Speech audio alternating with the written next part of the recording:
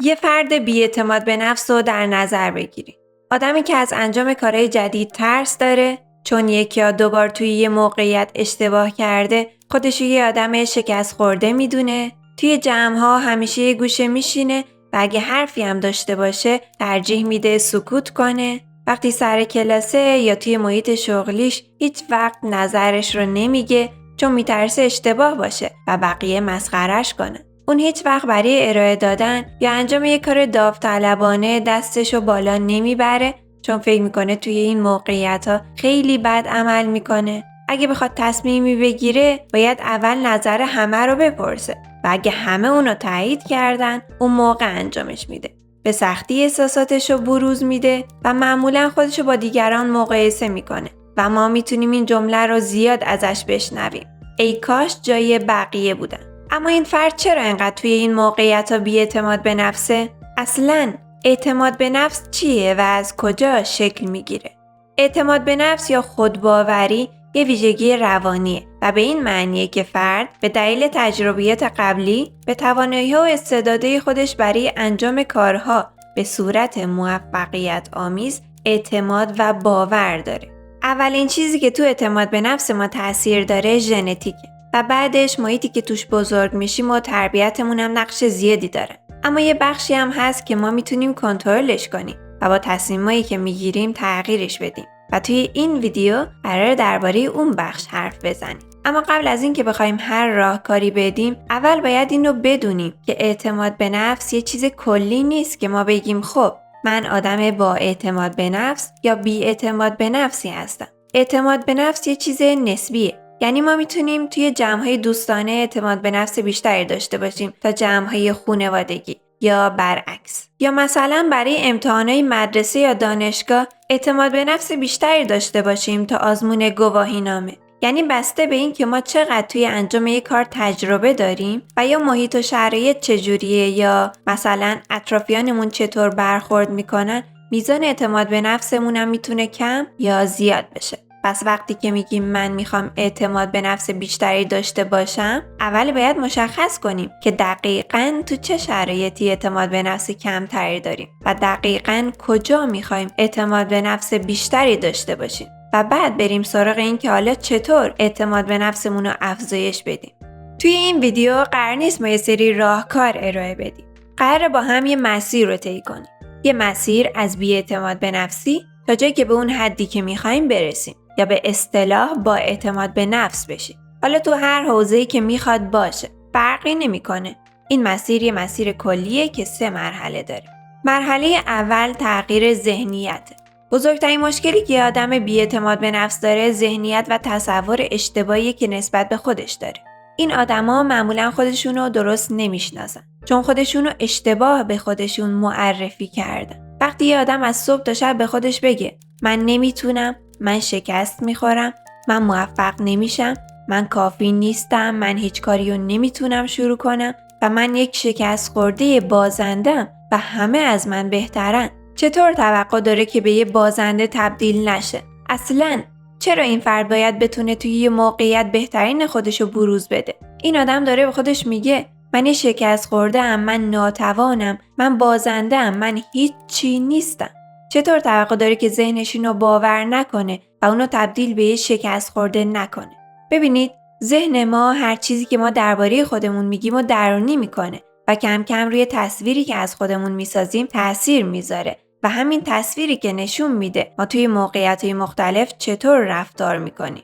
مثلا کسی که همیشه به خودش میگه من توی جمع نمیتونم حرف بزنم چون استرس میگیرم، ذهنش اینو میپذیره و ناخودآگاه وقتی میخواد حرف بزنه استرس بیشتری میاد سراغش. پس مواظب حرفایی که درباره خودتون میزنین باشین و هیچ وقت نذارین دیگران درباره شما چنین حرفایی رو بزنن، حتی به شوخی.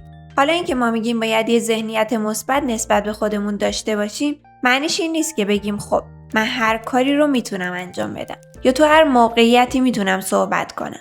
نه، ما باید یه تصویر واقعی از خودمون به دست بیاریم. کسی که خودشو درست میشناسه میدونه که توی چه چیزهایی اطلاعات داره و تو چه چیزهایی نداره. میدونه که مهارتش تو کدوم حیطه‌ها بیشتره و تو چه کارهایی توانایی کمتری داره. میدونه که اگه تصمیمی میگیره دلیلش چیه. میدونه چه چیزایی رو دوست داره و چه چیزهایی رو دوست نداره. این آدم اگه کسی ازش کاری بخواد که مهارتی توش نداره یا وقت انجامش رو نداره، به راحتی میگه نه، نمیتونم. اگه توی جمعی درباره چیزی اطلاعات کافی نداره، به راحتی سکوت میکنه و اگه ازش سوالی هم پرسیدن، خیلی راحت میگه نمیدونم. و این اسمش اعتماد به نفسه.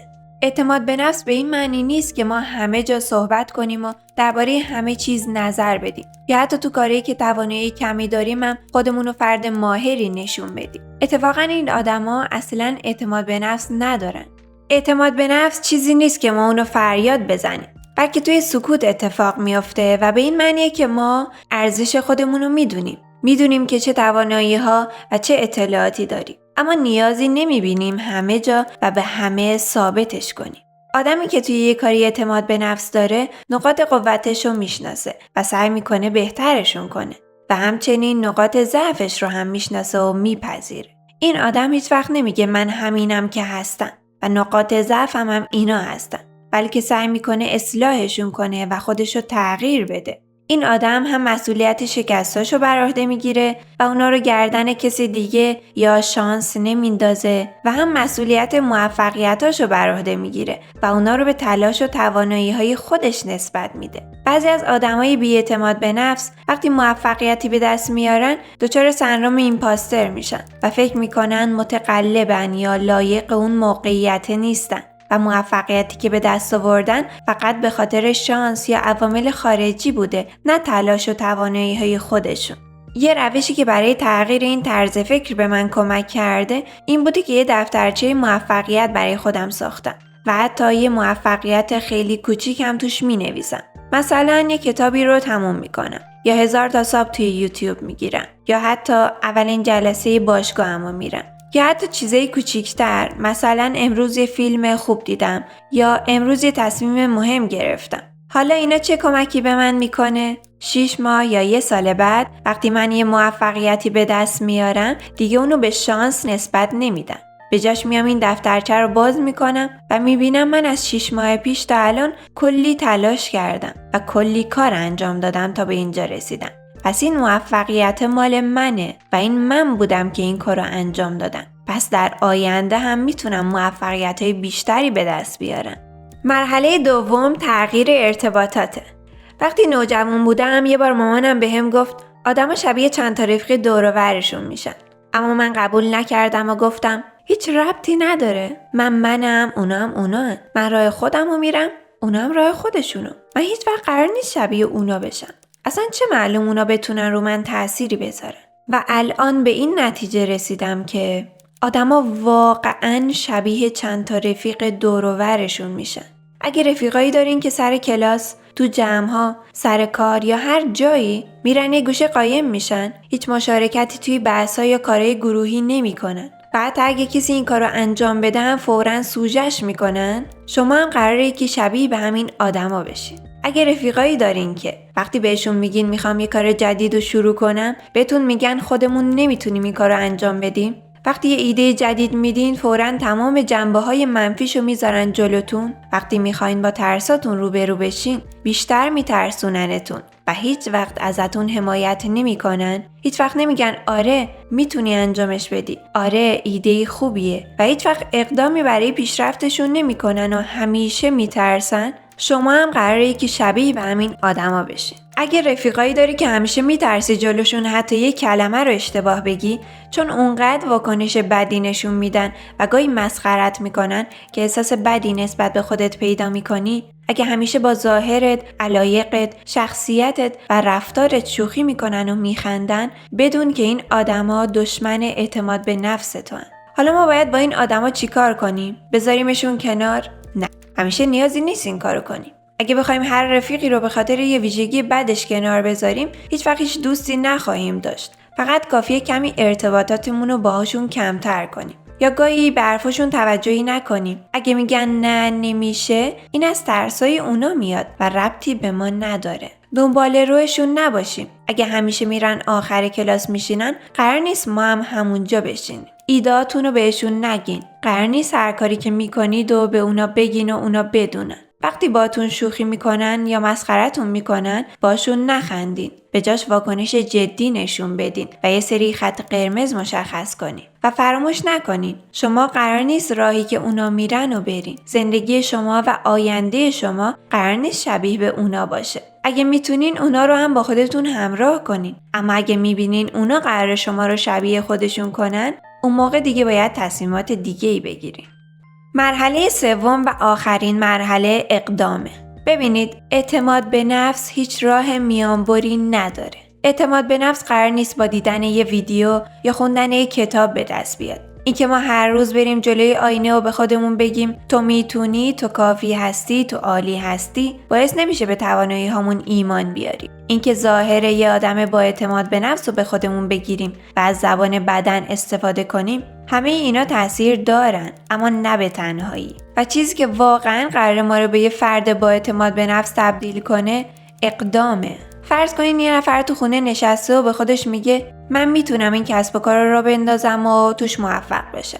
من میتونم تو کلاس نظرم رو بگم بدون اینکه ترسی از قضاوت بقیه داشته باشم. اما این آدما تا وقتی که شروع به انجام اون کار نکنن، تا وقتی که انقدر توش شکست نخورن که مهارتشون توش بیشتر بشه، نمیتونن با اعتماد به نفس انجامش بدن.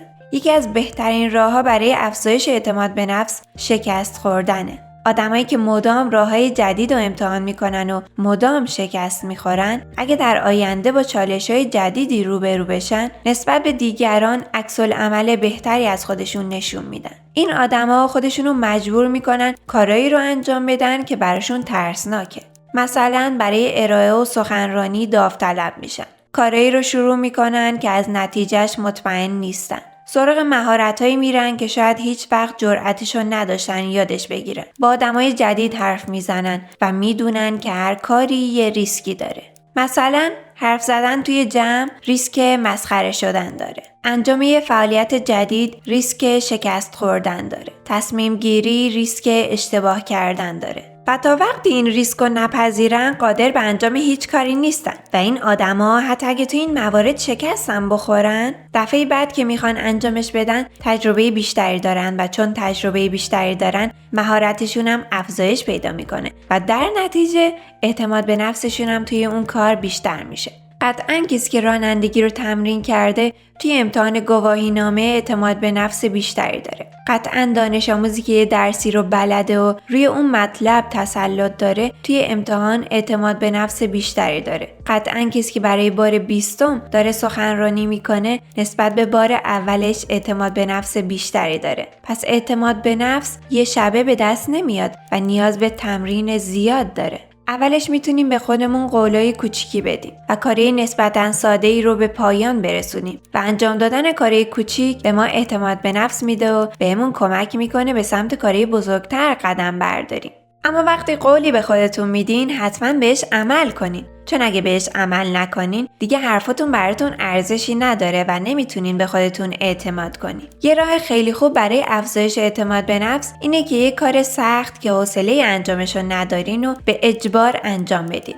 مثلا توی یه روز خیلی سرد که دوست ندارین بلند شین و برین باشگاه و وقتی تمرین میکنین و میاین خونه، چون کار سختی رو انجام دادین و خودتون رو هل دادین که انجامش بدین، اعتماد به نفس بیشتری دارین. هیچ وقت اینو فراموش نکنین. اعتماد به نفس به معنی اینه که ما به توانایی خودمون برای پیشرفت اعتماد داریم، نه برای رسیدن به بهترین نتیجه. و این یعنی ما نسبت به شناختی که از خودمون داریم یه چالشی رو میایم انتخاب میکنیم. میدونیم که میتونیم با تمرین و تکرار توش پیشرفت کنیم و میدونیم که ممکنه توش شکست بخوریم، اما آماده ایم که ریسکشو قبول کنیم و با اون چالش مواجه بشیم و نتیجه هر چیزی که بود مهم نیست، چون ما در هر صورت چیز جدیدی یاد گرفتیم. پس بهترین راه برای افزایش اعتماد به نفس تمرین، تکرار، شکست و مهمتر از همه ادامه دادن.